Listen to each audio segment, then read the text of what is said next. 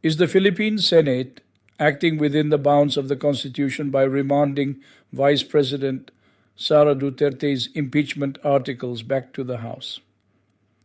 This is no longer just a question of procedure. It is now a test of whether our institutions serve the Constitution or power, in a move that has ignited a firestorm of legal and political debate. 18 senators voted to return the impeachment complaint against Vice President Sara Duterte to the House of Representatives. The justification? Alleged procedural lapses. But for many in the legal community, this is not just a technical issue. It is a glaring example of what happens when the rule of law takes a back seat to political convenience. Attorney Howard Calleja minced no words. In a strongly worded statement, he accused the 18 senators of being lawbreakers. According to Calleja, their vote undermined the constitutional role of the Senate as an impeachment court. Their duty, he emphasized, is to serve as impartial judges, not to shield the accused.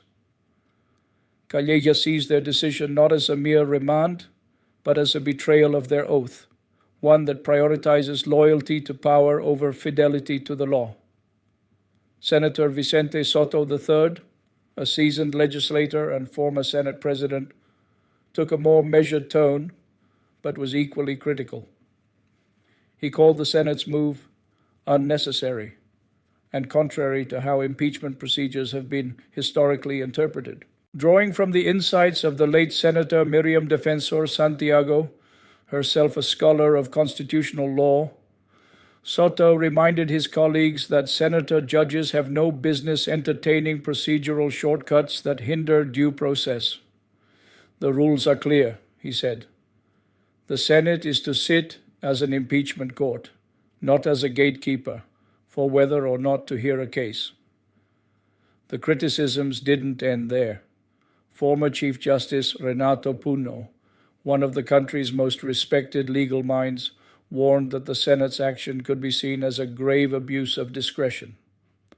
According to Puno, this isn't merely about procedure, it's about accountability.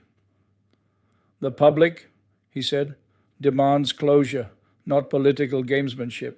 For Puno, the decision to remand the complaint is a form of political avoidance, an evasion of the Senate's constitutional responsibility.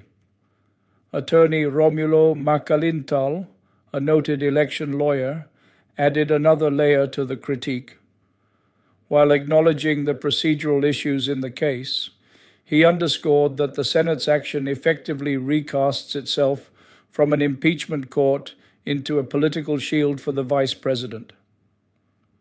They have removed themselves from their judicial role, he warned, and inserted themselves into the politics of defense. From the House of Representatives, Attorney Antonio Bucoy, speaking on behalf of the House prosecutors, was unequivocal. "We have done our duty," he declared. "We transmitted the complaint as required by law. The delay, the obstruction. It is now on the Senate." Bucoy painted the Senate's refusal to hear the case as a direct refusal to perform its constitutional mandate, placing the entire process at risk of collapse. Then there's Senate Chief Legal Counsel Juan Ponce Enrile, who added a sobering observation. "This is my personal opinion," he said, "but I sense hesitation on the part of Sara Duterte to go through this trial." Enrile's statement hinted at a deeper political calculus, perhaps even coordinated efforts to stall the proceedings altogether. There may be clear attempts, he noted, to prevent the trial from moving forward. So where does this leave us? The heart of this issue is not just about whether a complaint was properly filed. It is about whether the Philippine Senate still functions as an independent check on power, or if it has become another layer of protection for those in high office. The Constitution is clear. The Senate is the court of impeachment. When 18 senators decide otherwise, the question becomes, whose Constitution are they defending? This moment is not just about Sara Duterte. It is about whether the institutions tasked with holding power accountable are willing to do so, even when it's inconvenient, even when it's uncomfortable. And so, to every Filipino who values democracy, this is your moment of vigilance. The impeachment process is not merely a political exercise. It is a moral one.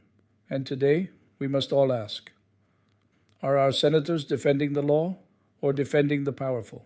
Thank you for watching this analysis. If you found this discussion insightful, please like, share, and comment your thoughts below.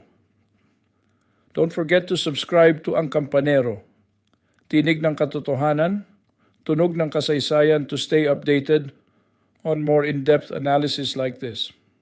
We appreciate our new subscribers and everyone who joined us for this discussion. Let the bell keep ringing for truth, justice, and freedom.